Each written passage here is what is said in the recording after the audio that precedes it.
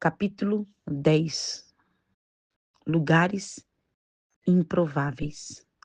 A lagarta disse que ia voar, todos riam dela, menos as borboletas. Caminhe com quem acredita em você. Cavernas, rejeição e conexões. Deus é especialista em chamar pessoas em lugares improváveis, em recrutar pessoas improváveis de cidades, estados e países com a mesma improbabilidade. Belém, menor cidade das cidades de Judá, foi escolhida para ser a terra do nosso Salvador. Mateus 2:6 registra isso. Mas tu, Belém, da terra de Judá, de forma alguma és a menor em meio às principais cidades de Judá, pois de ti virá o líder que, como pastor, conduzirá Israel, o meu povo.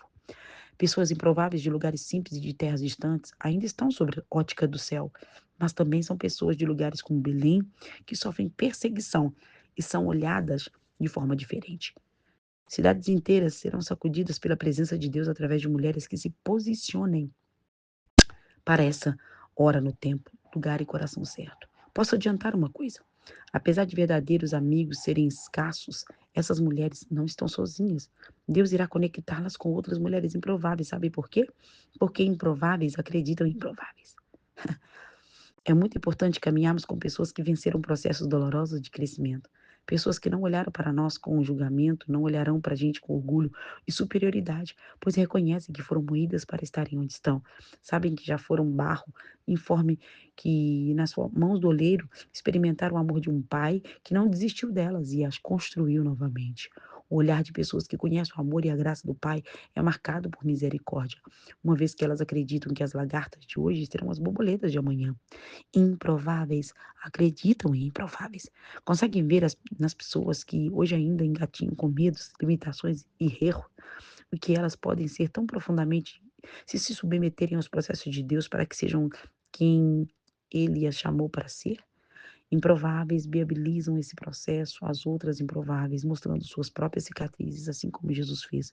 Jesus, o improvável dos improváveis, acreditou e se entregou por nós. Feridas e rejeição. Jesus foi desprezado e rejeitado, e a rejeição é uma das feridas comumente encontradas nas pessoas improváveis. A rejeição faz parte do processo de construção de Cristo em nós. Então Jesus começou a lhes ensinar que era necessário que o Filho do Homem sofresse muitas coisas, fosse rejeitado pelos líderes do povo, pelos principais e muitas outras coisas. Jesus virou, olhou para seus discípulos, repreendeu Pedro e disse: Afasta-se de mim, Satanás. Ele disse: Você considera coisas pequenas do ponto de vista humano, não da perspectiva de Deus. Depois chamou a multidão e os discípulos e disse: Se alguém quer ser meu seguidor, negue a si mesmo. Tome sua cruz, siga-me. Se tentar se apegar à sua vida, perderá. Mas, se abrir a mão de uma vida, por minha causa e por causa das boas novas, a saudará. E que daria o homem em troca da sua vida? Marcos 8, 31. 35 e 37. O ensino de Jesus ocultou a verdade acerca dos processos divinos que devemos enfrentar, assim como não escondeu que no mundo teríamos aflição, pelo contrário, assegurou-nos a vitória do Filho, nos encoraja a cada dia. Assim como Jesus divertiu os discípulos várias vezes, devemos nos lembrar de que seremos atingidos por rejeições, injustiças e muitas desventuras. Precisamos estar cientes de que será necessário ser rejeitado pelos líderes religiosos dos nossos tempos. Será necessário ser rejeitado de modos diferentes e peculiares. Será necessário perder relacionamentos. Será necessário ser traído. Será necessário sofrer injustiça. Será necessário sofrer dores. A rejeição foi minha amiga. Apesar de eu sempre querer dispensá-la, foi justamente ela que me tornou mais parecida com Jesus. Resistimos à rejeição, mas ela que transforma todo o orgulho do nosso coração em verdadeira humildade. Não é difícil olharmos para dentro de nós e identificarmos ferida de rejeição em nosso interior. É possível que, ao sondar o nosso coração, constatemos que em lugar, em algum momento, ou em diversos deles, em doses maiores ou menores, sofremos rejeição. O mais interessante é que o ambiente familiar normalmente é o lugar onde enfrentamos a rejeição de uma forma ainda mais dolorida, pois procede das pessoas que mais amamos, que mais nos conhecem. Davi passou por isso. A rejeição alcançou o coração de Davi, mas não teve o poder de paralisar-lhes os pés. Na verdade, a rejeição que Davi enfrentou foi um instrumento de Deus para posicioná-lo e conduzi-lo a um novo tempo. Da mesma maneira, os improváveis viverão e restabelecerão algo novo sempre que vencerem a rejeição pessoal. Se você se lembra da história, Davi estava cuidando de algumas poucas ovelhas quando seus irmãos foram chamados para participar de uma das maiores conferências de seu tempo. Aquela conferência anual com qual profeta, aquele profeta famoso. Não foi a rejeição dos irmãos de Davi que o conclamou o rei, nem mesmo a inveja de Abner ou o desespero do pai e dos irmãos. Davi estava onde Deus queria que ele estivesse. E por estar posicionado, foi chamado pelo profeta de Deus. Isso significa que a palavra profética sempre nos encontrará e terá poder sobre nossa vida. Podemos estar certas de que as palavras proferidas contra nós jamais terão poder superior das palavras proferidas pelo céu a nosso respeito. Ainda que a terra grite rejeição, o céu grita e ministra aceitação sobre nós. O óleo da cura procura a cabeça das improváveis para curá-las.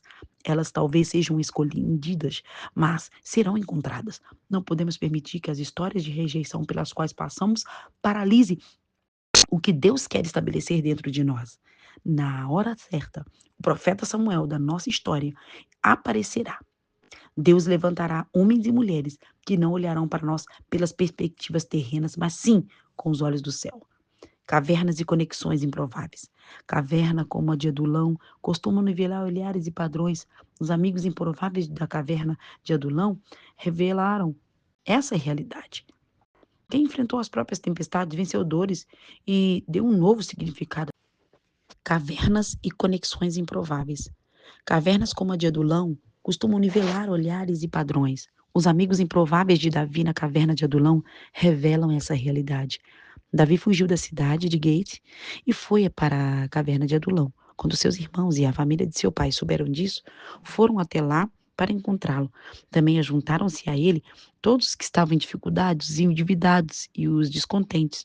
E ele se tornou o líder deles. Havia cerca de 400 homens com ele. 1 Samuel 22, 1 e 2.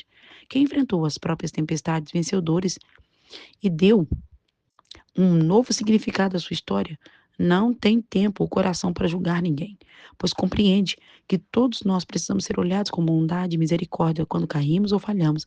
Na verdade, tudo que precisamos é menos julgamento e mais acolhimento. Há alguns anos cheguei a ter síndrome do pânico, porque estava passando por um período de muitas perdas, algumas das quais incluíam relacionamentos com pessoas que eu amava muito e julgava não conseguir seguir em frente sem elas. No entanto, foi justamente nesse vale de dor que descobri que algumas perdas são ganhos, transformam-se em chaves que destravam o nosso destino. Naquele período, eu não compreendia, mas Deus estava construindo dentro de mim uma rede de relacionamento capaz de apoiar o que viria à minha frente.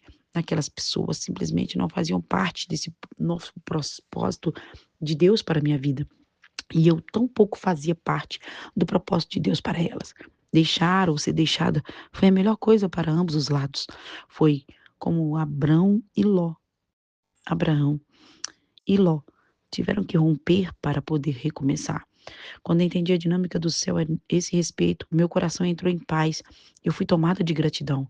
Passei a estar atenta à rede que pouco a pouco Deus ia construindo através da dor e comecei a entender que alguns finais podem ser novos começos. Como você e eu lidamos com as perdas, nossa visão a respeito definirá o nosso grau de maturidade. Não podemos olhar para trás, ainda que nos peçam isso. Devemos seguir para o nosso lugar em que Deus estabeleceu dentro de nós. Podemos estar seguras de que as pessoas serão trazidas por Deus para perto de nós. Quando as portas estiverem fechadas, não a empurra. Mais tarde você agradecerá por elas. Deus trará para o nosso ambiente novas conexões interpessoais que podem destravar e impulsionar a nossa vida. E é ao lado delas que devemos estar, sendo construídas por meio de um relacionamento saudável, não utilitários. Quantos de nós, em alguns momentos da vida, precisamos de alguém maduro o suficiente para ser apoio, aceitação e correção sábia? Quantos de nós descobrimos que essas pessoas são uma raridade? Sim, Paulo já havia alertado, pois, ainda que tivesse 10.000 mestres em Cristo, você não tem muitos pais. Pois eu me tornei o seu pai espiritual em Cristo Jesus, por meio das boas novas que lhes anunciei. 1 Coríntios 4,15. Olhando dentro de nós mesmos, Vemos áreas imaturas que precisam crescer de forma saudável. Muitas vezes queremos ver nos outros aquilo que nem nós mesmos temos. Queremos receber o que não damos. O único caminho é amadurecer e contar com pessoas maduras que nos ajudem. Há uma geração carente de homens e mulheres de Deus, ajustados à palavra, equilibrados e sem intenções escondidas, verdadeiros pais e mães espirituais de uma geração ferida na paternidade, que precisa de ser mentoria, de, de, de uma mentoria responsável e eficaz. Apesar de termos muitos mestres, os que ensinam isso ou aquilo, poucos têm sido os pais que nos geram para os propósitos de Deus. Peça a Deus para que você se torne a mãe de gerações e que Deus a encaminhe a pais e mães espirituais, como Paulo foi com Timóteo. Eles são poucos, mas existem. Toda flecha precisa de um arco. Onde quer que haja um arco, existe uma flecha voando em direção ao seu propósito. Os arcos são raros. Veja tantas pessoas travadas, tantas pessoas sem rumo, precisando ser lançadas a seu destino. Vejo também arcos resistentes às dobras de Deus. Sim, um arco precisa ser dobrado e estar maleável às novas configurações de Deus. A flecha dá propósito ao arco. O arco potencializa o propósito da flecha. Por isso, precisamos de arco. Precisamos de pessoas que se deixarão ser dobradas, que se submeterão aos processos de Deus para a formação de um coração impulsionador. Deus está levantando arcos em nossa nação. Todo arco um dia se sentiu perdido no meio do processo. Ficou um tempo sem entender o período de ser dobrado para lançar flechas. O retrocesso muitas vezes é um convite a esse lugar de reconstrução. As flechas são polidas, mas os arcos são dobrados. O que define um arco e sua eficácia é quanto ele deixa Deus tratá-lo. Quanto mais arcado, mais eficaz. Os arcos são raros, por isso, tão preciosos.